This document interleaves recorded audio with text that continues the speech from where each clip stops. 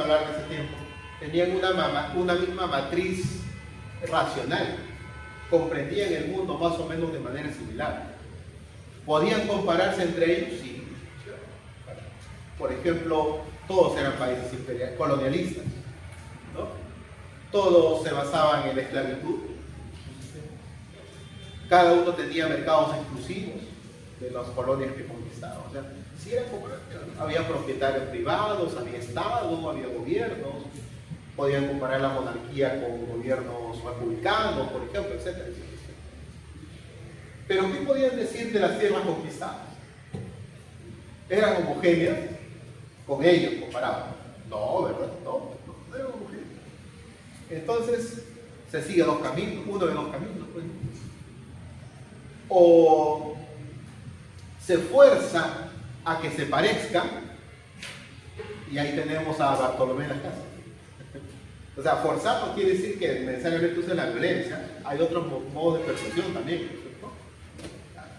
Entonces, o lo hace similar, o lo desaparece, o lo anula.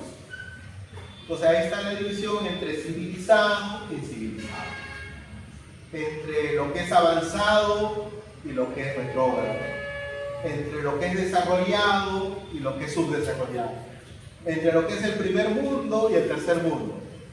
Hay un libro de Arturo Escobar, es un colombiano, está en las redes, pueden bajar. Se llama La Invención de América Latina. La Invención de América.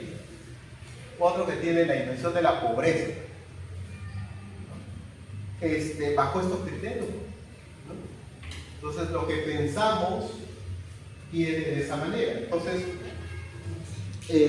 lo homogéneo tiene que tener un punto de partida similar, si no, no es comparable, ¿no?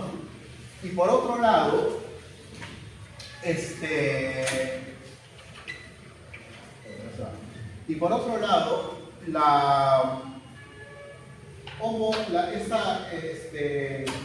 homogeneidad para ser comparable debe funcionar con paradigmas. O sea, la comparación siempre va a tener un referente de con quién comparar. Siempre va a haber un referente de con quién comparar.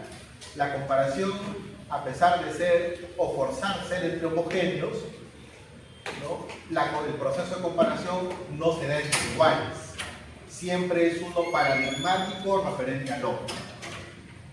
Ustedes habrán visto los estudios, por ejemplo, de democratización en América Latina, el nivel de democratizaciones, o cómo se ha desarrollado la democracia en América Latina, o la aceptación de los gobiernos democráticos en América Latina, etcétera, etcétera. Ya, pero para poder decir que estamos muy cerca o muy lejos o a mitad de camino de la democracia, tiene que haber un modelo de democracia, ¿no es cierto? Tiene que haber un modelo, porque si no, ¿con qué nos comparamos? ¿No es cierto? Como se dice, yo estoy en el primer ciclo, claro, porque hay más ciclos, ¿no? Estoy en el primer eslabón, hay 10 ciclos, estoy en el primero, me quedan 9, igual acá, ¿no? Me estoy aproximando o alejando ¿a dónde? ¿No? A un modelo, ¿no es cierto? ¿Y quién ha creado ese modelo? ¿No? ¿Quién ha creado ese modelo? Lo han hecho países como el Perú, no lo han hecho. Claro. Entonces, por ejemplo, ahí tenemos Poliarquía de Robert Dahl, ¿no? Es un interesante estudio donde te da indicadores que te señalan cuándo hay más cercanía a una democracia real y cuándo hay más lejana. Porque él también dice, la democracia es un ideal, lo que existe son poliarquías, o sea, intentos democráticos, ¿no? Y quien reúne más de esos requisitos está más cerca, quien no está más lejos. Así nos mide. Muy bien, entonces eso tiene que ver con la homogeneidad, lo homogéneo, para ser comparable. Lo que pertenece al mismo género, como lo que acabamos de decir. ¿Y por qué taxonomía y no queda clasificatoria? Otra vez el problema pues, de las ciencias naturales. Ustedes recordarán, ¿no? ¿Qué cosa es la taxonomía? Ajá, muy bien. La forma de organizar ¿no es cierto?, a los seres vivos. Entonces hay toda una jerarquía, ¿no?, entre lo más general hasta lo más particular. No me recuerdo muy bien, CG, el FPS y algo así, ¿no? Sigue hasta abajo. Ya, eso es lo que nosotros, cuando ustedes estudian regímenes políticos, que en política comparada también se recuerdan, ¿no? Porque justamente la política comparada la critican muchas veces porque al final no tiene, teóricamente, no tiene un área, un campo de estudio propio. O sea, estudia lo demás: sistema de partidos, sistemas electorales, ¿no?, regímenes políticos, pero comparados, claro. Entonces a veces dicen, no, ¿quién está haciendo no el trabajo?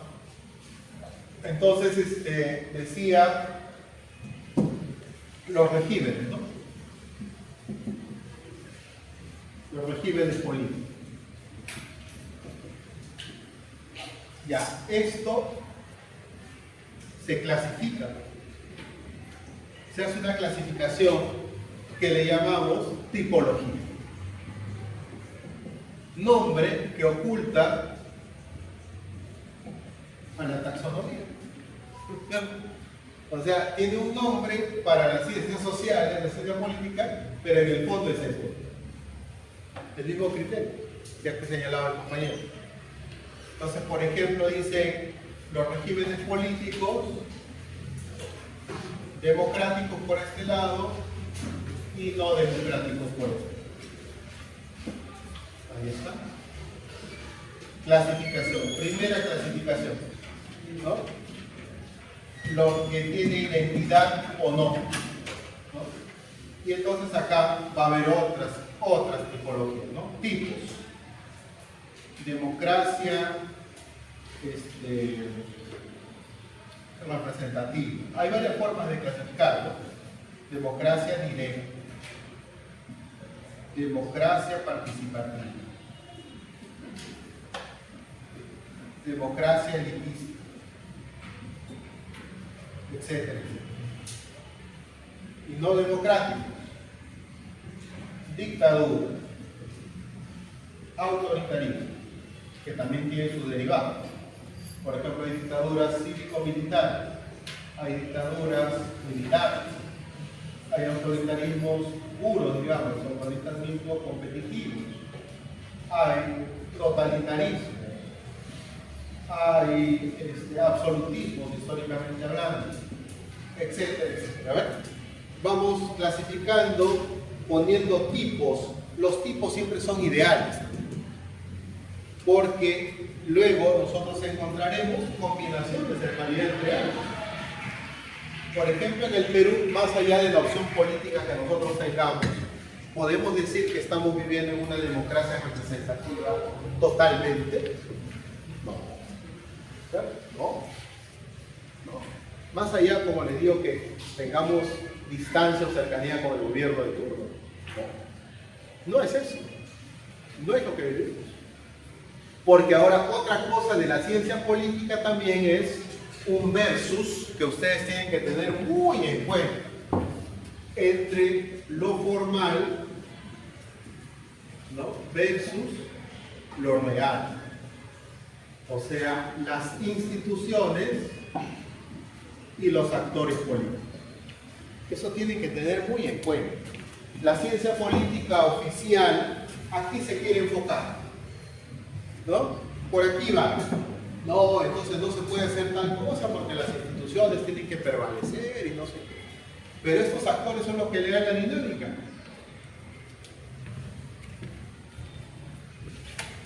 ¿No es cierto? En teoría del poder, lo que ya teoría del poder, vamos a leer, o un grupo va a leer,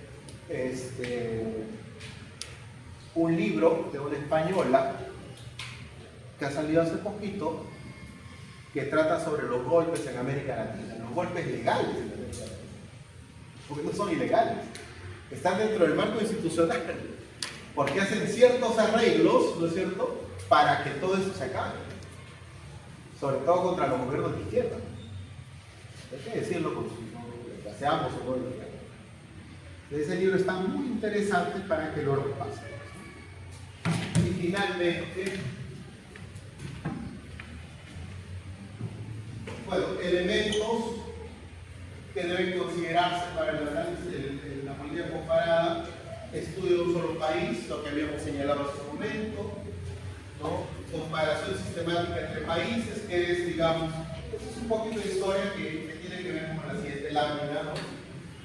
Pero es lo que importa. Pues hay enfoques que la comparación se da en un país en dos formas: como experto, un comparatista de un país que no es suyo, por ejemplo, un peruano que conoce muy bien Chile, el sistema político chileno, es un comparatista, aunque alguna vez negaron que esa sea la posibilidad.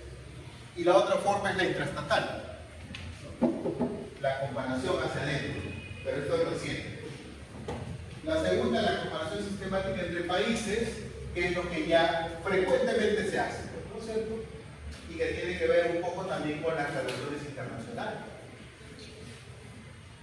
que también veremos el método de comparación. Y el método de investigación, ¿no? Que ya lo que hemos visto, ¿no? Reglas, niveles, fuerzas, ¿no? Que tienen pues estas estrategias de investigación. Muy bien, creo que vamos a quedar ahí porque ya va. Esto vamos a ver la próxima, un poco de historia, pero además de cómo va cambiando el nivel de abstracción en la política comparada. Los niveles de abstracción ahí están, problemáticas y conclusión. Bueno, eso sí avanzamos, que es menos cargado la próxima. Muy bien, preguntas, comentarios, nada, silencio. ¿Sí? ¿Está bien? Ah, sí. Ya por segunda vez escuchando. Tengo una duda sobre el concepto de institución. ¿No? Tengo entendido que institución también se le puede entender como aquellas instituciones informales, es decir, la actividad reiterada por parte de un actor político, por ejemplo. Es decir, en una dependencia administrativa se puede decir que una contratación irregular por parte de X está institucionalizada, es decir, ya es algo común, algo que siempre se hace, pese a que no esté en el reglamento informal. Esa visión de institución propia del neoinstitucionalismo, y si es así, ¿qué críticas se le puede dar al institucionalismo en todo caso, ya que abarcaría bastante a pretender tratarlo informalmente? Ya, ahí mira, es que lo mismo que tú acabas de señalar se podría decir de los actores, de las agencias, a los actores. O sea, también desde la teoría de los actores dirían que el Parlamento es un actor político, el Ejecutivo, o sea, las instituciones también son actores políticos. O sea, si tú lo ves así, claro, desde las dos tendencias van a decir que el otro le pertenece o está dentro de su ámbito. Pero por eso es que aquí separamos en formales. O sea, una cosa es la institución formal y otra cosa es la institución que se da en las relaciones sociales como prácticas no reconocidas por la ley y por lo tanto no establecidas dentro de un cuerpo oficial del Estado, que son esas instituciones a las que se refiere el viejo institucionalismo, ¿no?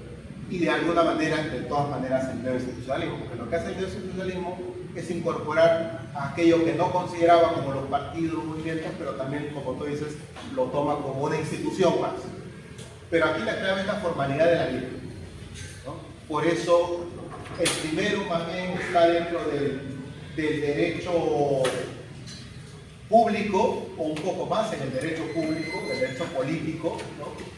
Que aquí en nuestra escuela, en nuestra facultad, bastante desde el lado de varios profesores que son abogados tienen esa idea, ¿no? Y el otro, que digamos es un poco más propiamente politológico o hasta diría de sociología política. Siempre digo que la sociología política tiene mucho más ventaja varias veces, Pero entonces esa es la diferencia, digamos de lo que podría decir respecto al tema. Y creo que eso mismo preguntaste. Ya, muy bien. Listo. Pueden ir. Gracias.